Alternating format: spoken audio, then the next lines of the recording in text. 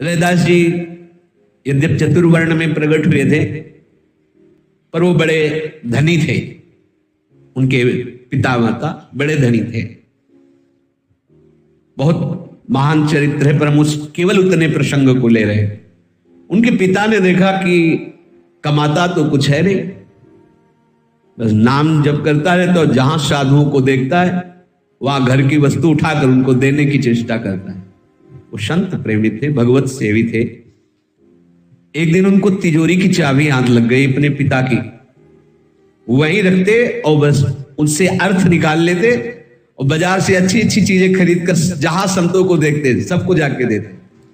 कुछ दिनों बाद किसी कार्य के निमित्त से उनके पिता ने, चाबी वहीं रखी रहती जहां, वो अपने पास नहीं, बस खोल के वो अर्थ निकाल लेते थे। खोला तो देखते ही पता चल गया, क्योंकि महीनों से संत सेवा चल रही थी। बुलाया इनको रैदास जी को और कहा कि तुम इससे अर्थ लेते हो? सत्य, हाँ। क्या करते हो? संतों की सेवा में लगा देते। किससे पूछकर? पूरे जीवन की हमारी मेहनत की कमाई 1 रुपया तो तुम कमाते रहे। देखो, यद्यपि वो भी महान भाग्यशाली थे जिनके यहाँ ऐसे पुत्र प्रकट हुए, बड़ा भारी चरित्र है। आगे से बड़ी कृपा प्राप्त हुई है इनके माता पिता को भी, क्योंकि इन्हीं के घर में आचार्य चरण पधारे से रामानंदाचार्य जी आकर स्वयं दीक्षा दी। जबकि वो पालकी में निकलते, उनके दर्शन दुर्लभ थे, वो स्वयं कमंडल लेकर इनके घर में आए और दीक्षा दी थी। वो बड़ा चरित्र है, पर हम केवल उतनी बात बताना चाहते हैं। उनको असंतुष्टता हो गई। ठीक है, हमारा ब्याह हो गया, फिर भी तुम मनमानी करते हो, हमारी आज्ञा के विपरीत आचरण करते हो। पिता ने निकाल दिया, चलो पति पत्नी दोनों निकलो। बिना आज्ञा के हमारी तिजोरी तुमने लुटाई दूसरों को, संतों को, चलो। उनको बिल्कुल अच्छा नहीं लगा। घर के पिछवाड़े जमीन थी, दे दिया। बहुत सा धन संपत्ति थी, पर 1 कण नहीं दिया। गुस्सा में दोनों अलग हो जाओ। रैदास जी बड़े सुखी थे। क्यों? प्रभु जो करते हैं सब अच्छा करते हैं। तो रैदास जी ने बहुत कृपा का अनुभव किया कि अभी तक हम घर में बुलाकर सेवा नहीं कर सकते थे, आज हमको स्वतंत्रता मिल गई, हम जैसे चाहेंगे संतों की सेवा करेंगे। देखिए, इतने महान भक्त हैं, नाम जप करते हुए चमड़ा खरीद के लाते हैं, उससे अपने एक पात्र बड़ा सकट होता है, उसमें उसको धो के साफ करते हैं नाम जप करते हुए, फिर वो जूती बनाते हैं। अच्छा, उसमें अगर कोई संत भगवान आ जाते हैं तो उनको ऐसे ही पहना देते हैं। किसी संत भगवान की फट गई है जूती तो उसे सिल देते हैं, कोई भेंट नहीं लेते। कोई ऐसे गृहस्थ आए, सेवा कराई, भेंट दे दी, उस भेंट से वो संत सेवा करते हुए अपना पोष, बस एक कुछ कांस का छप्पर, पति पत्नी उसी के नीचे वास कर रहे हैं। अब सर्दी आई, अब छप्पर ऐसे केवल पड़ा हुआ है, कुछ दिया है नहीं पिता ने, और जूती गांठने में 1,00,000-2 लाख नहीं मिलते हैं। केवल अन्न उदर पोषण आदि भले हो जाए, वस्त्र आदि की भी व्यवस्था नहीं थी। तो सहे अति कष्ट अंग हिये सुखशील रंग, आए हरि प्यारे लियो भक्त भेष धारी के, कियो बहुमान खान पान सो प्रसन्न हुए के, दीनों कहो पारस है राखियो संभारी के, मेरे धन राम कछु पाथर न सरे काम, दाम में न चाहो चाहो डरो तनवारी के, रापी एक सोना कियो दियो करी कृपा राखो, राखो यह छानी मांझ लेहू जो निहारी के। भगवान ने देखा, सीधे भगवत प्राप्ति की बात है। कर्म करते हुए, प्राप्त कर्तव्य कर्म करते हुए निरंतर नाम जप करने वाला उपासक बहुत जल्दी भगवत साक्षात्कार करता है। रैदास जी की ऐसी सेवा और ऐसी अकिंचनता, ऐसा कष्ट, सर्दी में पूरी रात पति पत्नी कांपते हुए जिसका कोई नहीं होता। देखो ये कृपा होती है। हम चाहते हैं कि हमें वास अच्छा मिले, परिस्थिति सुधरे, हमारी सब व्यवस्था, नहीं भाई, व्यवस्था की तरफ मत देखो, प्रभु की तरफ देखो। वो व्यवस्था करेंगे तो उनकी बात अलग, आप व्यवस्था मांगोगे तो फंस जाओगे उसी व्यवस्था में। सर्दी में कांपती हुई सर्दी व्यतीत हुई, वर्षा में वो छप्पर टपकता, भींजते हुए रात दिन व्यतीत करती।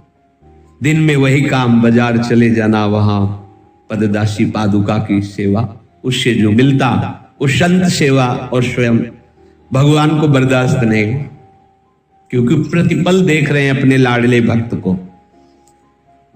प्रभु ने सोचा ऐसे भगवान बनकर के जाना तो ठीक नहीं है, साधु वेश, भक्त वेश धारा। वैसे ही रैदास जी की तो भक्तों के प्रति बड़ी भावना थी, और जो ही आज देखा भक्त रूप में तो विशेष आकर्षण था।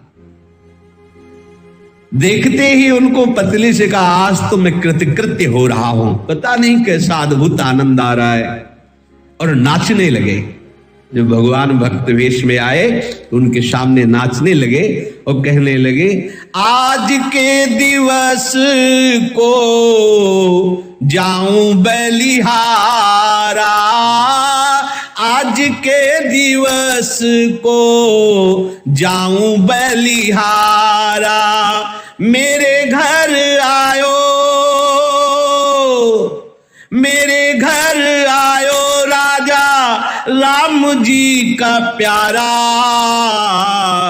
आज के दिवस को जाऊं बलिहारा, जाऊं बलिहारा, करो दंडवत चरण पखारूं, तन मन धन संतन परवारूं, आंगन भवन भयो अति पावन, हरिजन बैठे हरि जस गावन, कहे कथा अरवरथ विचारे, आप उतरे औरन को तारे, कहे रैदास मिले हरिदासा, जन्म जन्म की पूरी आशा, आज के दिवस को जाऊं बलिहारा, मेरे घर आयो राजा राम जी का प्यारा, मेरे घर आयो। नाच नाच कर आनंदित होकर भगवान जो संत वेश में उनके चरण पखारे विराजमान किया। प्रभु आप जानते हैं मैं चतुर्वर्ण का हूं, तो सूखा आटा है, नमक है, आप रोटी बना लीजिए और नमक रोटी पा लीजिए। नहीं नहीं, हम ऐसे संत नहीं, चूल्हा चक्की है सब। भगवान ने कहा मैं ऐसे, तो विचार किया रैदास जी ने, शायद हमारी जाति पक्षी की तरफ दृष्टि हो, तो उनका प्रभु समझ गए, हे पैसे दो पैसे हैं हमारे पास जूता काटने के, बाजार में कोई फल मीठा ले लेना, आप पा लेना। प्रभु ने कहा वो अर्थ तो छूता नहीं, मेरे पैरों में लौटता रहता है, मैं अर्थ स्वीकार नहीं करता। हाँ, मां लक्ष्मी सहलाती रहती, वो स्वीकार भी नहीं करती। विनम्रता पूर्वक पूछा, आखिरकार आपका कैसे मैं स्वागत करूं? उन्होंने कहा कि हमें तो आपके हाथ का प्रसाद पाना है। आपकी जो अर्धांगिनी है बहुत भाव से कढ़ी पकौड़ी ये सब बढ़िया बना लेती है, सुना है संतों से, क्योंकि आपके यहाँ संत आते जाते रहते। हमको तो वही पाना है, अगर आप वास्तविक पवाना चाहते हो तो वही भोग लगाओ ठाकुर जी को, हमें पवाओ। तो उनका प्रभु आप विचार करके देख लीजिए, लोक में आपकी निंदा होगी, मैं चतुर्वर्ण का हूं। बोले आप कैसे बोलते हैं, ठीक से बात करो। जो वैष्णव होता है उसका गोत्र होता है अच्युत, और जितने वैष्णव होते सबका गोत्र होता है, तो हम एक ही कुल के, एक ही गोत्र के तो हुए। हमको छल में मत डालो, आप हमारे ही परिवार के हैं, आप हमारे ही गोत्र के, बनाइए और हम पाएंगे। बड़ा सुख हो रहा है रैदास जी को कि आज तक जो है इतना अपनापन मुझे कहीं से प्राप्त नहीं हुआ। कहा प्रभु जब आप राजी हो तो मेरे अहोभाग्य। तत्काल पत्नी के साथ मिलकर सुंदर रसोई बनाई और प्रभु को भोग लगा करके पवाया।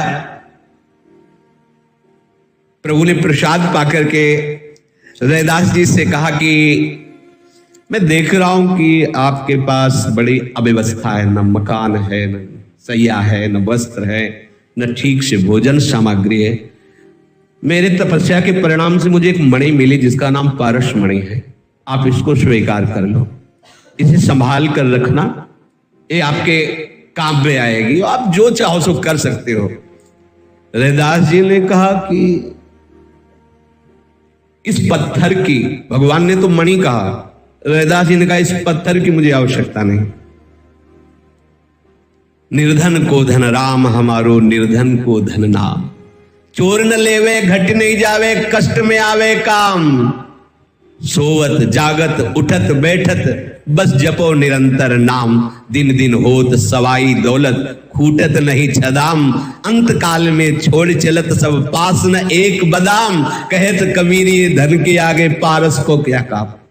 जिसके पास नाम धन है वो, भगवान ने कहा तो अभी महिमा नहीं जानते हो, तो चमड़ा को काटने की जो एक रापी होती है और उसको सिलने की जो, तो एक उसमें यंत्र में ऐसे पारस हुआ, सोने की हो गई, समझ लो बहुत काम की चीज है। बोले प्रभु हमें नहीं चाहिए, आप इसे ले जाइए, मेरे पास बहुत बड़ा धन है, नाम का धन है। बोले मान लो, आप मानो, जबरदस्ती प्रभु देना चाहते, मान लो, आवश्यकता पड़ेगी आगे तो हमारी बात मान लो। देखा बहुत, बोले जहां चाहो छप्पर में खोस दो और जब चाहो तब निकाल ले जाना, आप बहुत दबाव कर रहे हैं तो आप रख दीजिए। रैदास जी महाराज मन में सोच रहे हैं कि भक्त कभी ऐसा दबाव नहीं डाल सकता, क्योंकि धन के प्रति भक्तों की मात्र बुद्धि नहीं होती। कुछ तो है जो हमारी अव्यवस्था को देखकर दुखी हो रहे हैं। मुझे लगता है नहीं, मेरे प्रभु ही तो नहीं है ऐसा। वो खोज के जब चले गए तब विचार में आ रहा है, मैं लगता है मेरे हरि ही जिनकी मैं आराधना करता हूं, जिनको जीवन क्योंकि इतना प्यार और इतनी जबरदस्ती। 13 महीना बाद फिर वापस हुए उसी वेश में प्रभु, तो आए फिर श्याम मास 13 बीतीत भय। प्रीति करी बोले कहो पारस की रीति को, तो वही ठोर लीजे मेरो मन ना पतीजे। अब चाहो सोई कीजे मैं तो पावत हूं भीति को। लेके उठ गए नए कौतुक सो सुनो, पावे सेवत मुहर 5 नित ही प्रतीति को। सेवहु करत डर लागे निस कहो हरि, छोड़ो अर अपनी और राखो मेरी जीति को। प्रभु 13 महीने बाद फिर आए वही संत वेश में। बड़े प्रेम से रैदास जी ने वैसे ही सेवा की अपनी गरीबी वाली। सोचा प्रयोग नहीं किया, क्योंकि उसका प्रयोग अलग दिखाई देता है, तो प्रयोग नहीं किया उस पारसमणि का। तो रैदास जी ने कहा हमें आवश्यकता नहीं पड़ी, आप जहां रख गए थे जैसे रख गए थे, हमने देखा भी नहीं छुआ भी नहीं, प्रयोग की तो बात जाने दो, वही रहे। देखो कैसे नाम प्रेमी संत है, आप उसे ले लीजिए, वो कभी मेरे काम में नहीं आने वाली, वो छप्पर में ही खुशी रहेगी। क्योंकि मुझे धन पे विश्वास नहीं है, मुझे विश्वास है कि नाम जप करते हुए दैन्यता पूर्वक जो भी व्यवस्था है उससे प्रभु प्रसन्न होते हैं। हम धन की चाह करने वाले नहीं हैं, आप उसे ले जाइए। मुझे पारस से और पारस के स्पर्श किए हुए सोने से, दोनों से डर लगता है। ये हमारी बुद्धि को प्रभु के नाम से, प्रभु की सेवा से दूर न कर दे, ले जाओ इसको। श्री रैदास जी की ऐसी बात सुनकर पारस को लेकर के प्रभु उदास से हुए। प्रातः काल रैदास जी जब ठाकुर सेवा करने के लिए गए तो वहां 5 मोहरे मिली स्वर्ण की। अब जिद्दी तो है ही, भक्त जिद्दी तो भगवान भी जिद्दी। उनके चरणों सुनते बिहारी जी के भी चरणों से प्रकट होती थी, स्वामी जी उत्तम भोग लगाए मोर मरकट को सेवे। रैदास जी ने उनको देखा तो छुआ भी ले, चिमटा से जैसे रोटी बनाई जाती है ऐसे पकड़ के गंगा जी में फेंक दिया जाके। अब रैदास जी को ठाकुर जी के पास भी जाने में भय लगने लगा कि ये भी मोहरे पैदा करने लगे हैं, प्रेम देने की जगह मोहरे पैदा करे। प्रभु ने देखा कि मान ही नहीं रहे, स्वप्न में प्रकट हुए और कहा कि देखो हमको जिता दो ना, तुम हार जाओ, हमारी बात मान लो। कैसा कैसा प्यार है, जैसे माँ कहती है ना दूध पी लो, दूध पी लो, हम फिर तुम्हें वहां ले चलेंगे, दुलार कर। ऐसे प्रभु देखो कि देख रहे भक्त के पास अव्यवस्था ही अव्यवस्था है, तो कह रहे मान लो ना, हम मान गए तुम जीत गए, लेकिन हमको जिता दो ना, तुम हार जाओ। प्रभु कह रहे तुम हार जाओ, तुम अपना हट छोड़ दो, मेरी जीत होने दो, मुझे अच्छा लगेगा। मैं ही साधु वेश में पारस लेकर आया था, मैं ही ये चाह रहा हूं वैसा। रैदास जी ने कहा प्रभु पहली बार में ही आज्ञा दे देते तो शिरोधार्य हो जाता, हम तो आपके नाम को परम धन मानकर उसी को दुलार कर, पर आप जीतना चाहते स्वीकार है, जैसी आपकी आज्ञा समन सुसाहिब सेवा, अपने स्वामी की आज्ञा का पालन करना सबसे बड़ी सेवा होती है। जब भगवान कह रहे मुझे जिता लो तो हाथ जोड़कर कहा प्रभु जो आज्ञा, जैसी आपकी आज्ञा। सबसे पहले क्या किया, संतों का निवास स्थान बनाया, भगवान का नहीं। बाद में आया है हरि मंदिर बनाया, मोते अधिक संत कर लेखा। भगवान का स्वयं आदेश है कि वो मुझे बहुत प्यारा भक्त लगता है जो मेरे से भी बढ़कर संतों के प्रति भाव रखता है। संत निवास बनाया, फिर सुंदर भगवान का मंदिर बनाया, अनेक प्रकार के सुंदर मंडप तैयार किए। ऐसी शोभा संत निवास की, ऐसी शोभा भगवत मंदिर की कैसे वर्णन करें। दिन रात वहां अब तो संत रहने लगे, कीर्तन कथा की धूम मच गई, सुंदर सुंदर भोग पकवान बन रहे, भोग लग रहा ठाकुर जी का, संत जन पा रहे। जहां संत जन नाम कीर्तन और भगवत चर्चा करते हैं वहां भक्ति देवी स्थायी वास करती है।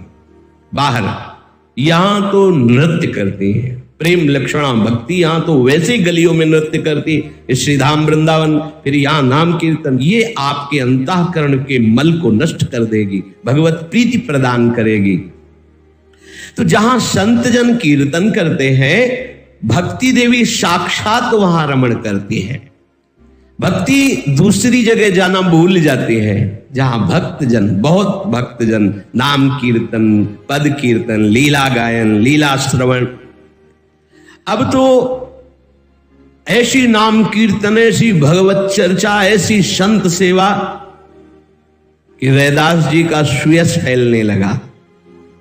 बड़े बड़े लोग श्री रैदास जी के दर्शन करने आने लगे। अनेक प्रकार के सुंदर सुंदर भोग बनाए जाते, ठाकुर जी को लगते, संत जन पाते, संत जन अनेक राग रागिनियों से गायन करते, बड़ा आनंद मचता। ब्राह्मणों के शरीर में रोग हो गया, काशी के। क्या रोग?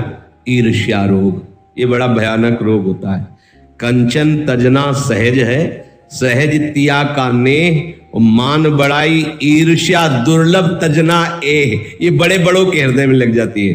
वो अमुक संत की बहुत विस्तार पूर्वक कीर्ति बढ़ रही, तो कितने बड़े बड़े उनके हृदय में जलन, एक कैसे नीचा दिखाया जाए इसको, ऐसा हो जाता है। और इसमें प्रधान कारण बड़े खिलाड़ी प्रभु का ही होता है। बड़े खिलाड़ी है, कहां छप्पर के नीचे रह के नाम कीर्तन भजन साधु सेवा चल रही थी, कहां संत निवास और बड़ा मंदिर ये सब विस्तार कराया, और उधर ब्राह्मणों के हृदय में प्रेरणा कर दी कि इनका विरोध करो। समझ लेना, विरोधी और कोई नहीं, महाराज के द्वारा ही लगाए गए हैं। भगवान ऐसा क्यों कहते हैं? भगवान ऐसा क्यों करते हैं? अपने संतों का विरोध क्यों करवाते हैं? उनकी निंदा क्यों करवाते हैं? उनके साथ ऐसा प्रतिकूल व्यवहार क्यों करते हैं? नीचे अभी उसका वर्णन होगा। बोले जिते प्रतिकूल में तो माने अनुकूल याते संतन प्रभाव मनि कोठरी की तारी है। ये कई बार चर्चा में कहा है कि संतों के यश का झंडा उनके विरोधी रूपी डंडे से फहराता है। जितना संतों का विरोध कोई करेगा उनका यश उतना ही फैलता है। इसलिए भगवान बड़े बड़ों को प्रेरित कर देते हैं। बेमतलब गाली, बेमतलब निंदा। तो आपको अगर आप मान बढ़ाई चाह करने वाले हैं तो आप उदास हो जाएंगे, और यदि अनासक्त हैं भगवत मार्ग के पथिक है तो कोई फर्क नहीं पड़ेगा, कितना भी बोलते रहो, और सुयश होगा और चमत्कार प्रकट होगा। प्रीति रस रास सो रैदास हरि सेवत है। प्रेम रस में मगन श्री हरिदास जी हरि की सेवा कर रहे हैं। हरि की सेवा का प्रधान स्वरूप हरि के शरणागतों की सेवा। पहले इसीलिए संत निवास बनाया। किंचन मात्र रैदास जी के हृदय में ना मान की इच्छा है कि लोग जाने कि हमारे भी संत निवास से ठाकुर सेवा होती, ऐसी कोई भावना स्पर्श भी नहीं की है। उन्होंने स्वीकार ही किया भगवान की प्रार्थना से कि मुझे जिता लो और ये स्वीकार कर लो। प्रभु ब्राह्मणों के हृदय में जाके द्वेष की प्रेरणा दे, करो इनसे द्वेष करो। बस यही समझना होगा। ये जो हम लोग मान बैठते हैं ना कि अमुक आदमी हमारी निंदा करता है, अमुक आदमी द्वेष कर, हमने तो कभी इसका कुछ बिगाड़ा नहीं, हम तो इसको जानते नहीं ऐसा क्यों ये करता है। क्योंकि स्वामी चाहते हैं कि ये क्यों में तुम्हारा मिटे और तुम्हारे यश का जगत में विस्तार हो। ये बड़े विचित्र खिलाड़ी हैं। ब्राह्मणों ने आपस में चर्चा की कि यार हम इतना वेदांत तो सब पढ़े हुए हैं, हमारी कोई जय जयकार नहीं, और रैदास जी के यहाँ तो देखो ना भीड़ लगी रहती है, खूब भोग पकवान और संतों का नाम कीर्तन और कथा, और पूरे जगत में उनका यश फैल रहा है। ये तो मतलब बहुत ही हानि की बात हो जाएगी। ब्राह्मणों ने कहा ये तो धर्म विरुद्ध है। समस्त ब्राह्मण लोग मिलकर के बादशाह के पास गए और कहा तुम्हारे राज्य में अकाल पड़ जाएगा। तो ऐसा क्या?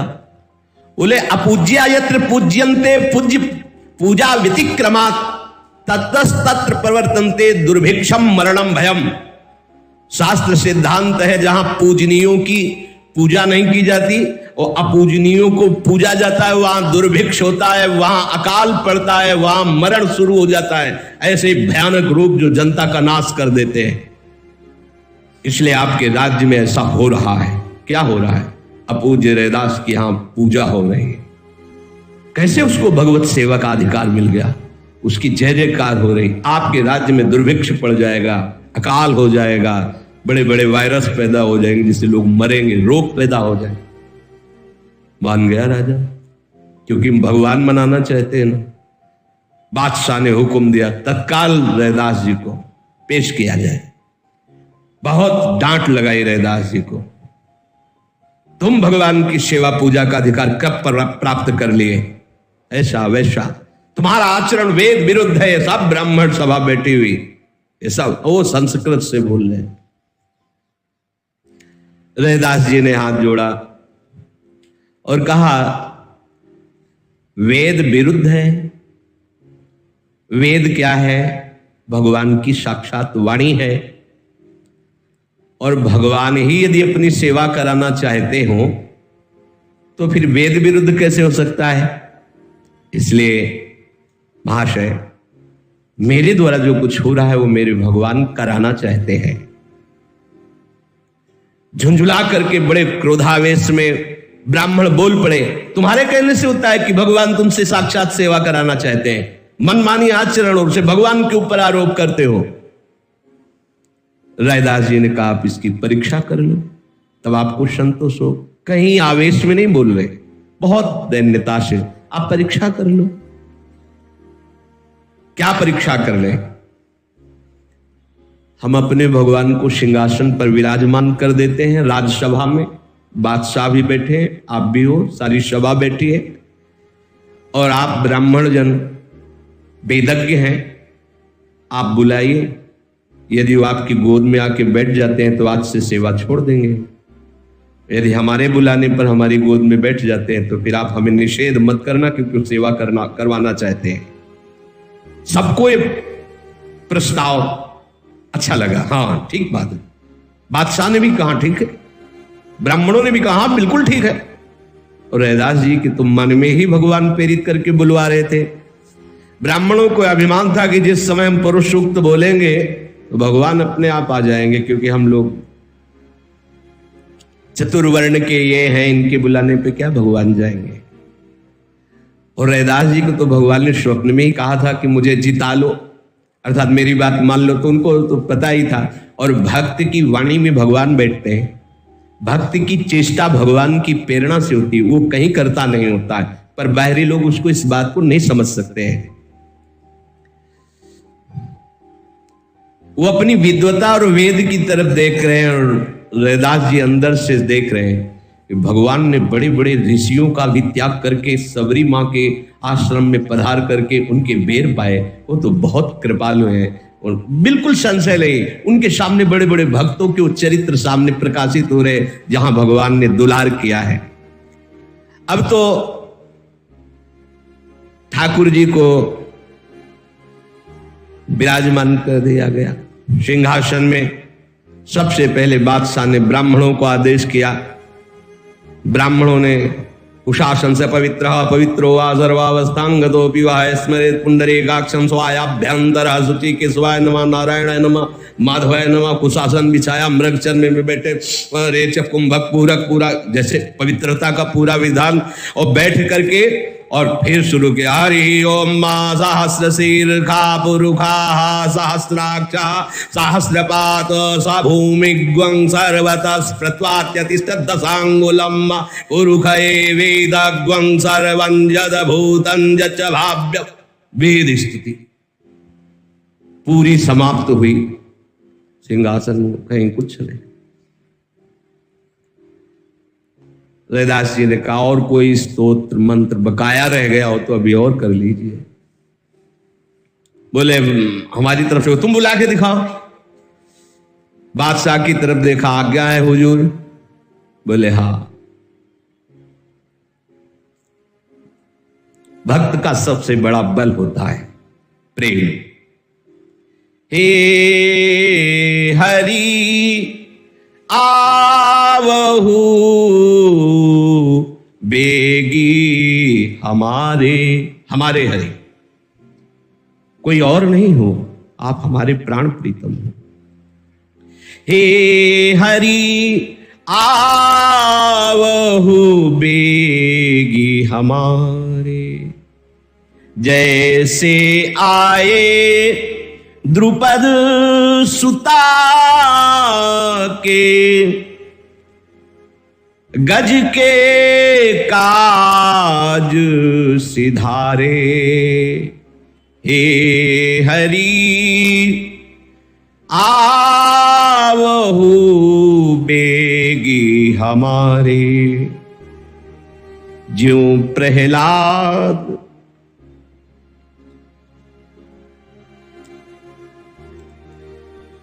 हे तु नरहरि हुए, प्रगटे वज्र खंभ को फारे। लाज राखो रैदास पतित की, हे दशरथ राज दुलारे। जो ही ये कहा लाज रखो, सिंहासन चल पड़ा। जैसे कोई अपने चरणों से चलता है ना, ऐसे सिंहासन चलने लगा। और सिंहासन सहित प्रभु आकर के गोद में बैठ गए रैदास जी के। अब तो किसी प्रमाण की जरूरत ही नहीं थी। बादशाह सहित समस्त ब्राह्मण नतमस्तक हो गए। बादशाह ने कहा आज के बाद आपकी इस भगवत सेवा में कोई भी विघ्न नहीं पहुंचा सकता, क्योंकि प्रत्यक्ष में भगवान आपसे सेवा कराना चाहते हैं। तो ये लीला क्यों करवाई, क्यों विरोध करवाया? तो कह रहे यदि विरोधी लोग ना हो तो इन महापुरुषों का प्रभाव ही प्रकट ना हो। ये विरोधी बड़े कृपालु हैं। साधो निंदक मित्र हमारा, ऐसा कोई हमारा प्यार करने वाला नहीं मिलेगा जैसा निंदा करने वाला होता है। मां तो अपने हाथ से बच्चे का मल साफ करती है, लेकिन ये निंदक अपनी जबान से साधु के मल का साफ करते हैं।